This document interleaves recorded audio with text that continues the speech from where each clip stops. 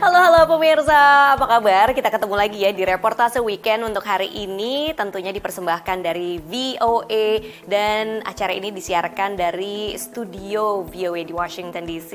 Kita berdua ada di sini, saya Vina Muptadi. Dan juga bersama saya Ian Umar, senang sekali ketemu dengan para pemirsa Reportase Weekend. Dan akhir pekannya mudah-mudahan santai-santai aja. Mungkin ada yang nggak santai, udah siap-siap untuk yang lari maraton. Karena banyak banget maraton ya. Iya, tapi kan susah ya untuk bisa masuk ke dalam undian. Aku dengar itu harus lewat apa ya, misalnya harus bayar mahal, ya. Terus ada seleksi lagi, macem-macem. Iya, kalau yang maraton-maraton terkenal seperti itu, mungkin dimulai dari maraton yang awal mungkin ya. Ada yang gradual mungkin dari tingkat kota, dan mungkin juga misalnya udah punya rekor sendiri dan dibangun biasanya. Ya kan, tim maraton begitu kan? Aku nggak tahu, soalnya aku nggak lari. Ya, nanti ada ceritanya tentang maraton yang terkenal yang di sini di Amerika, yaitu di New York, dan juga ada kisah-kisah lainnya.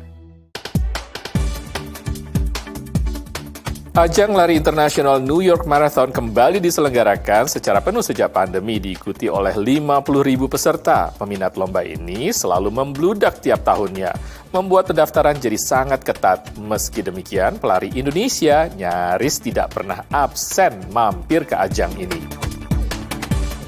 Pelonggaran restriksi terkait COVID-19 dan dibuka kembalinya perbatasan mendorong kembali gairah wisata warga Amerika Serikat ke luar negeri. Hal ini dibuktikan dengan naiknya angka pelancong Amerika ke Indonesia yang menembus angka target Kemenparekraf. Negara-negara Eropa Timur termasuk Polandia menjadi salah satu wilayah pekerja Indonesia mengadu nasib. Namun, ketegangan di kawasan akibat perang di Ukraina akhirnya berimbas pada kehidupan mereka. Sebagian akhirnya harus mencari pekerjaan ke negara lain. Pemirsa, ajang New York Marathon itu memang salah satu ajang maraton yang sangat terkenal di dunia. Jadi nggak heran ya, pesertanya banyak banget, bahkan ribuan, puluhan ribu. Dan karena jumlah pesertanya yang ribuan seperti itu, tapi jumlahnya juga terbatas, daftarnya jadi agak sulit. Ada banyak tahap katanya untuk daftar ini. Banget ya, dan meskipun sulit, dan nggak cuma sulit daftar ya, tapi sulit larinya juga karena kan. Tapi Indonesia nyaris nggak pernah absen dari ajang ini setiap tahunnya. Nah, jurnalis VOA yang ada di New York, Randy Wicaksana, ini ketemu nih sama beberapa pelari Indonesia dan ia nanyain gimana sih caranya bisa masuk ke seleksi, bisa lari di ajang tersebut, dan gimana kesannya. Langsung aja kita lihat reportasenya.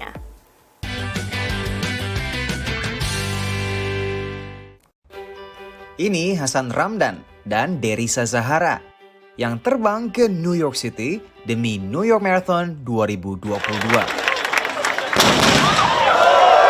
Ini maraton pertama bagi keduanya. Mei atau Juni itu udah mulai latihannya. Kalau bisa dibilang newbie juga di running ini. Setelah diadakan secara terbatas pada tahun 2021, ajang New York Marathon tahun ini kembali diadakan secara penuh dengan kapasitas 50.000 pelari dari seluruh dunia. Termasuk para pelari Indonesia. Hasan dan Derisa adalah dua dari sedikit warga Indonesia yang beruntung bisa mendapatkan slot berlari di event lari maraton ini.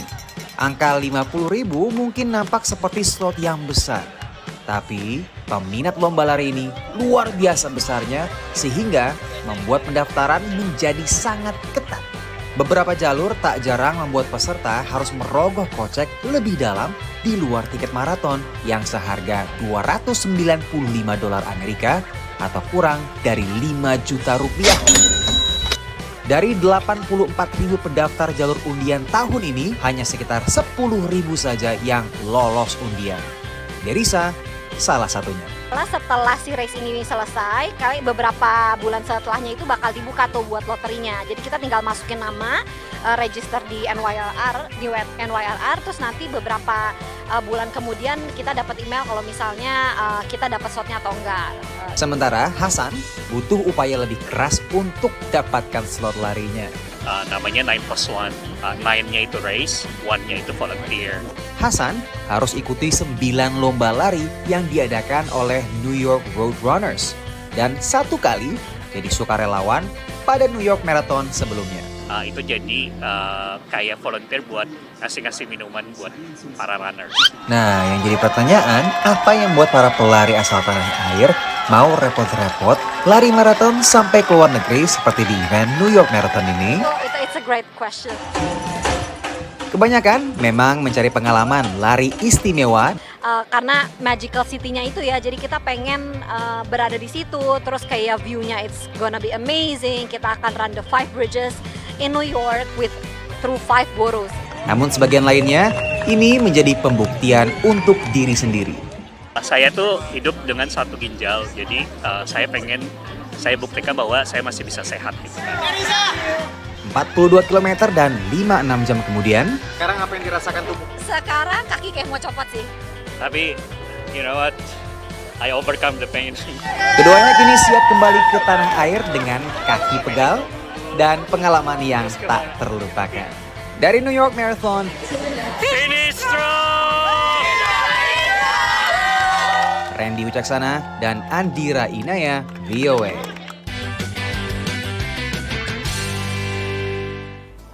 Untuk pemirsa, beberapa pelari Indonesia di ajang maraton ya, kita dengar cerita mereka tadi, daftarnya aja untung-untungan ya kan, mesti pakai seleksi apa segala macam. Selain itu juga perlu persiapan yang sangat-sangat matang dari segi fisik dan juga finansial juga dong, cuannya juga harus cukup dong kan mahal. Iya, tadi sekitar $280 untuk biasanya untuk yang kalangan umum, cukup banyak ya itu ya. Tapi beruntung mereka tahun ini cuacanya cerah katanya, dan juga bisa melihat berbagai pemandangan dari dari jembatan-jembatan di New York dan juga gedung-gedung di New York. Kayak ini nih, kayak di belakang kita ini nih. Seperti di belakang kita kalau untuk previewnya seperti ini. Dan pemirsa, masih banyak kisah-kisah lainnya dan liputan di Reportase Weekend akan kembali setelah yang satu ini.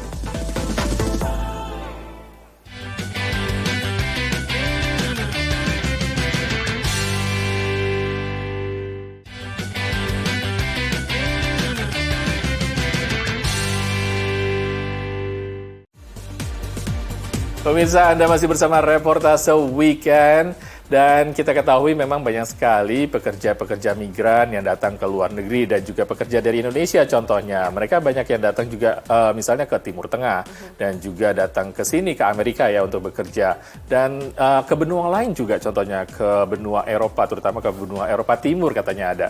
Dan ada tantangan sendiri untuk menghadapi situasi itu ya. Betul, tantangannya adalah karena di wilayah itu kan dekat dengan Ukraina dan kita tahu Ukraina diinvasi oleh Rusia. Dampaknya terasa banget, termasuk ke Polandia. Nah, di sana ada beberapa pekerja dari Indonesia yang bekerja di Polandia, dan karena dampak perang itu tadi, mereka pun terdampak dari segi kehidupannya, mata pencahariannya dan lain-lain. Bahkan sebagian dari mereka merasa tidak aman dan ingin pindah ke negara lain.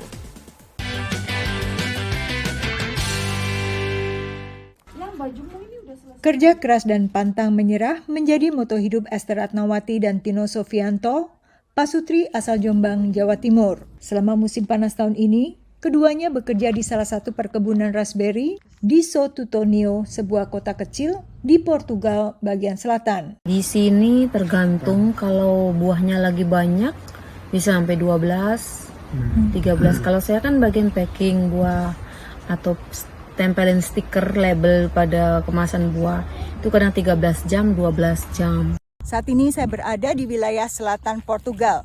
Di sini banyak ditemui perkebunan raspberry dan strawberry yang menggunakan sistem polytunnel, yakni perkebunan intensif yang menggunakan atap plastik. Dan perkebunan seperti inilah yang menjadi salah satu sumber nafkah dari para pekerja migran dari berbagai negara. Sebelumnya, Esther dan Tino adalah pekerja migran Indonesia atau PMI di Polandia yang bekerja di pabrik furniture dan pengepakan ikan sarden. Awalnya jatah jam kerjanya cukup untuk memenuhi kebutuhan mereka sendiri dan keluarga di tanah air.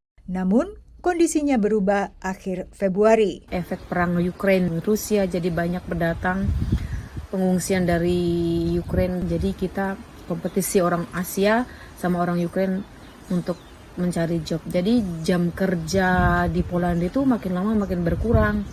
Ada yang banyak libur, ada yang nganggur gitu. Kita sampai nganggur 4 minggu ya.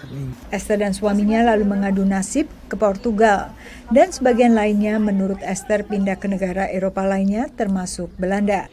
Dirjen dari MOVA, Kemlu di Polandia, Maret akhir atau April.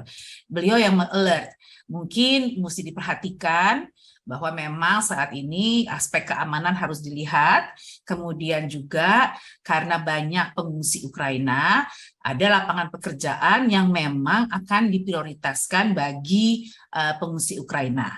Namun dengan berjalannya waktu, menurut Dubes RI di Warsawa, kesempatan kerja di Polandia sudah membaik.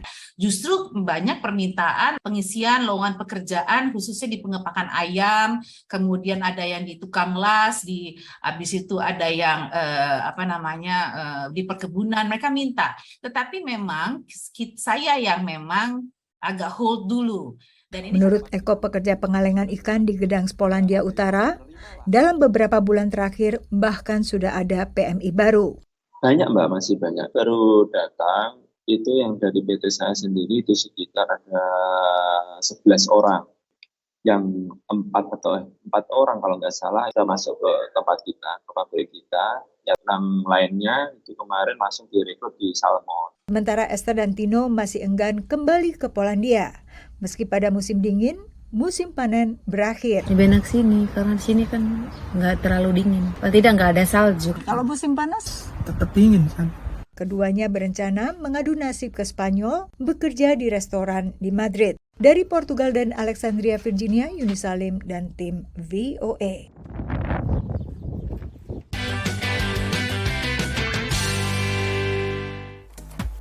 Tuh kan pemirsa, nggak gampang loh untuk menjadi pekerja migran atau pendatang ke luar negeri. Tantangannya seperti itu kalau misalnya ada situasi perang di Ukraina, jadi mereka harus mencari pekerjaan lain. Nah sekarang kita bicara soal dampak ekonomi, ya kan.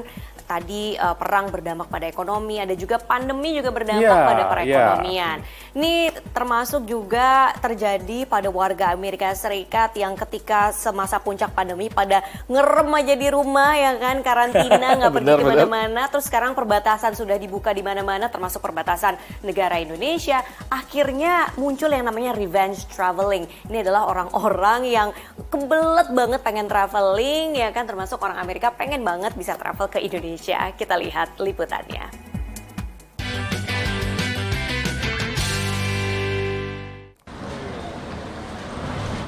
Gairah pariwisata Indonesia perlahan membaik seiring dengan pelonggaran pembatasan terkait pandemi di berbagai negara. Hal ini dikonfirmasi oleh para pelaku usaha pariwisata yang hadir di International Travel Show New York akhir Oktober. Wah, itu bludak gila banget gitu. Jadi yang awalnya bener-bener 2 tahun nggak ada apa-apa, tiba-tiba cepeng. So far so good lah, fantastik lah. Kita sangat optimis untuk kedepannya, selanjutnya tahun depan seperti itu. Gairah wisatawan AS untuk bepergian ke luar negeri juga meningkat pesat. Fenomena revenge travel atau balas dendam untuk berwisata belakangan jadi tren seiring dengan dibukanya kembali perbatasan di berbagai negara. They've been closeted up for the last 2 or 3 years. I think they're looking ready to get out from our operators around the globe, and they're all reporting pretty positive bookings, pretty positive advances for 2023 and into 2024. Data Kementerian Pariwisata dan Ekonomi Kreatif Republik Indonesia menunjukkan Amerika Serikat menjadi salah satu potensi pasar yang besar untuk pariwisata Indonesia. Bahkan sebelum pandemi, tren kunjungan pelancong asal Amerika Serikat ke Indonesia terus tumbuh positif hingga 18% di tahun 2019. Lantas, bagaimana dengan di tahun 2022? Untuk tahun ini aja kita target untuk sampai bulan Agustus itu target sudah melebihi. Data Kementerian Pariwisata RI terbaru menunjukkan angka pelancong asing pada bulan Agustus 2022 naik 28.000% dibandingkan bulan Agustus tahun 2021 yang pencatat sekitar 1.700 kunjungan saja. Menurut Kemenparekraf, Amerika Serikat masuk dalam 5 besar negara asal pengunjung terbanyak. Meski demikian, Indonesia belum jadi destinasi wisata favorit warga negeri Paman Sam. Orang Amerika itu nggak tahu Indonesia ya, jadi mereka taunya cuma Bali gitu. Yang kedua yang mereka tahu itu Jogja juga mereka masih tahu lah. Jogja, Jakarta masih tahu mereka. Wisata petualangan alam jadi etalase utama pariwisata Indonesia untuk pasar AS. Tamu Amerika yang masuk di kita banyaknya diver. Jadi kalau dalam setahun kita bisa punya, I don't know, how many charters itu dari tamu Amerika aja. Charter yang dimaksudnya apa? Charter kapal diving. Selain alam, wisata segmen luxury juga cukup laris. Meski segmen pasar jet setter lebih kecil, namun pengeluaran segmen jauh lebih besar. Sudah pasti 5-star hotel, private service, luxury bus, luxury small car. Kadang-kadang kita harus beli buyout restoran atau dikosongkan. Data kantor pariwisata AS mencatat negara tetangganya, Kanada dan Meksiko, sebagai dua destinasi wisata utama warganya. Dari New York, Randy Wicaksana, VOA. Banyak banget orang-orang Amerika yang pengen bisa berkunjung ke Indonesia, banyak diantaranya milih Bali. Tapi aku juga bilang sih kepada orang-orang Amerika yang ada di sini, you know what, Indonesia is more than just Bali. Coba pertimbangkan juga wilayah-wilayah lain, itu juga menarik untuk dikunjungi ya. Terus, nah sekarang pemirsa jangan kemana-mana karena VOA akan kembali setelah pesan-pesan yang berikut.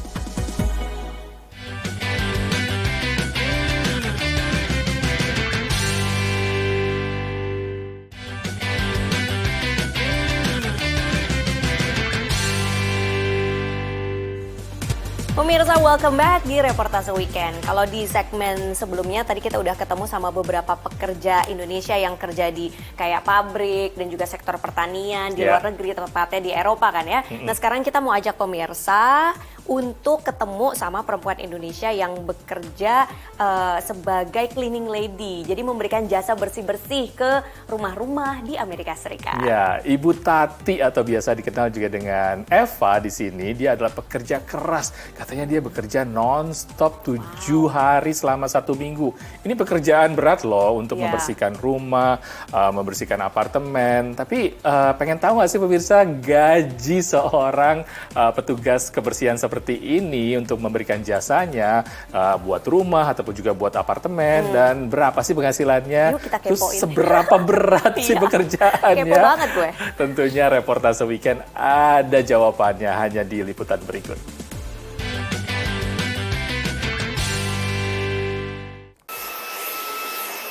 Ya nggak mesti, kadang-kadang kalau rumahnya gede aku ya sampai 5 jam, 6 jam. Kalau rumah kecil kayak gini-gini paling aku ya 4 jam, 4 jam setengah udah selesai. Menyedot debu, ngosek WC sudah menjadi rutinitas Tati Urianti setiap hari. Sudah lebih 10 tahun, Tati yang akrab dipanggil Eva ini menjalani pekerjaan bersih-bersih rumah. Saat ini, pelanggannya 14 rumah. Jadi tak rolling gantian. Misalkan hari Senin pagi aku di sini, nanti sorenya di sana. Engko Selasa pagi genten di sini, nanti Selasa sorenya orang lain lagi, nanti Rebo pagi orang lain lagi, sorenya orang lain lagi gitu. Saking banyaknya rumah yang harus dibersihkan, perempuan asal Ponorogo ini bekerja 7 hari seminggu. Hari-harinya diawali dengan menyiapkan bekal makanan di apartemennya di Rockville, Maryland. Jantung pisang, sama teri, sama jamur. Aku setiap hari makanan aku masih makanan Indonesia, lidahnya masih lidah Indonesia. Jadi masak sendiri makanan Indonesia. Dalam sehari, biasanya ia membersihkan 2 rumah, tapi kadang 3 rumah. Tak heran makan siang pun kadang di jalan saat pindah dari satu rumah ke rumah lainnya. Ya, ada waktu 5 menit ini ya, mau makan dulu.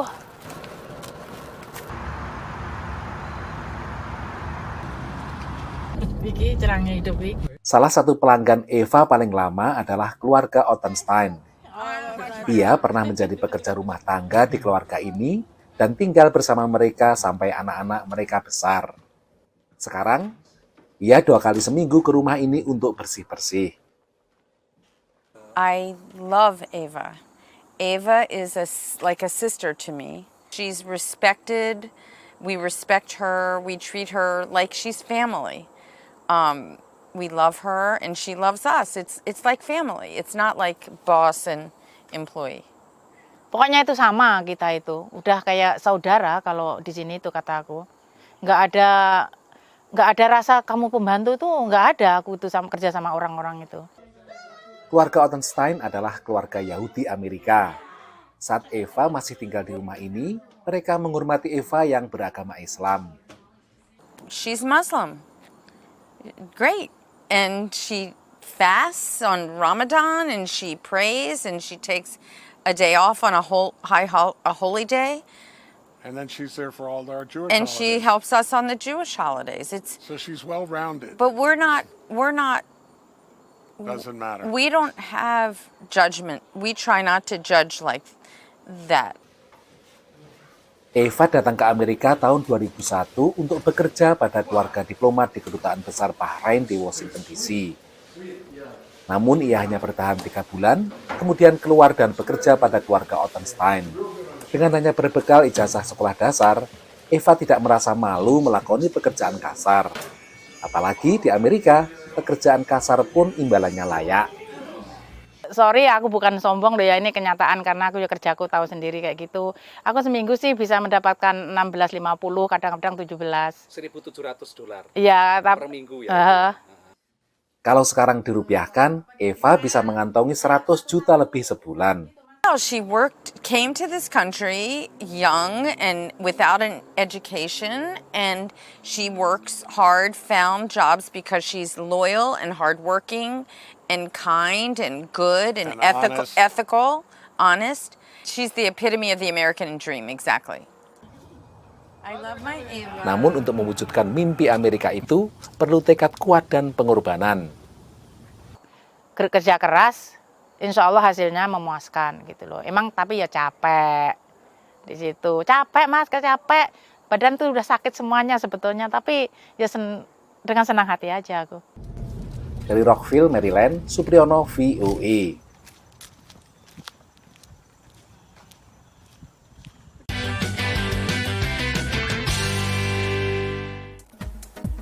Makasih Mbak Tati alias Mbak Eva udah sharing tentang pekerjaan sekaligus sama upahnya karena pasti banyak yang kepo. Tadi dia bilang 1.700 seminggu, berarti kan $6.800 sebulan. Itu saya udah kalkulasi, itu berarti sekitar 100 juta rupiah sebulan ya. Sebulan. Angka yang cukup besar, tapi jangan lupa juga pemirsa, di sini biaya hidupnya mahal, tinggi, belum lagi harus ngeluarin, harus beli beberapa peralatan dan juga fisik ini kan berat ya. Iya, berat. Tapi untuk mengirim uang, kata Ibu Tati itu cukuplah untuk keluarga di Indonesia. Tapi kalau dibandingkan dengan upah minimum ya, kalau pengen tahu standar upah minimum di Amerika itu adalah $7.25 per jam. 110.000 rupiah per jam. Itu memang standar di sini. Waduh menarik ya, pengen tahu kan tadi udah tahu jawabannya berapa penghasilannya dari seorang cleaning lady. Dan sayangnya kita berdua harus pamit dulu dari hadapan pemirsa di Reportase Weekend. Saya Ian Umar. Dan saya Vina Muhtadi. Pemirsa kalau pengen tahu informasi lain dari Amerika Serikat, sok atuh kepoin websitenya voaindonesia.com. Kita balik lagi, Reportase Weekend akan balik lagi minggu depan. Sampai jumpa.